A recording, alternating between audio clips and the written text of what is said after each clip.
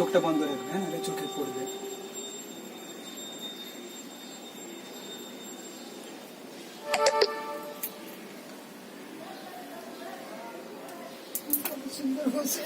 মাথাটা এমনি করো, মাথাটা সোজা রাখো আর চোখটা বন্ধ রাখো, নাহলে চোখে পড়বে। ঠোঁটটা কামড়িও না এখন।